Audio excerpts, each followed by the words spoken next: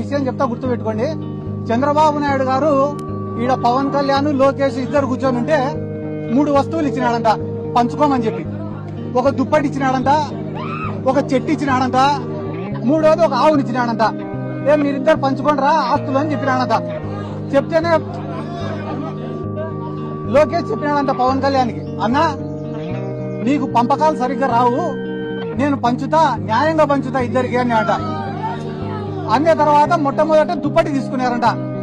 దుప్పటి తీసుకుంటే నారా లోకేష్ ఏం చెప్పాడంట, అన్న న్యాయంగా పంచుకుందామన్న ఈ దుప్పటి, దీన్ని పొద్దునంతా నువ్వు వాడుకో, రాత్రి అయితే నేను వాడుకుంటా అని అంట. ఆ న్యాయంగా పంచినావు తమ్ముడు అని చెప్పి దుప్పటి తీసుకున్నాడు పవన్ కళ్యాణ్. తీసుకున్న తర్వాత పొద్దున ఎండకు దాన్ని కప్పుకోలేకున్నాడంట, వేడి అయిపోతేనే సాయంత్రం అయితేనే లోకేష్కి ఇచ్చినాడు. పాపం లోకేష్ తెలివైనాడు కదా, చలికి బాగా కప్పుకొని పండుకున్నాడు. అంటే దుప్పటి లోకేష్ కి ఉపయోగపడింది. అయిపోయిన తర్వాత ఇద్దరు చెట్టుకాడికి పోయినారు.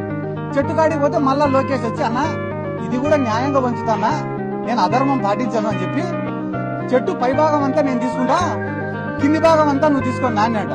అంటే చెట్టుకు నీళ్లు పోసేదంతా పవన్ కళ్యాణ్, వచ్చిన పండు తినేదంతా లోకేష్. అయిపోయిన తర్వాత మళ్ళా 3వది ఆవు కాడికి పోయినారట. పోయి, అన్న ఇది కూడా నేను న్యాయంగా పంచుతానా, ఆవుకు ముందు భాగం అంతా నువ్వు తీసుకో, వెనక భాగం అంతా నేను తీసుకుంటా అని అంట. అంటే ఆవుకు రోజు నీళ్లు పోసేది, మేపేసేది అంతా పవన్ కళ్యాణ్, వచ్చే పాలు పిండుకొని తినేది లోకేష్. ఈ రోజు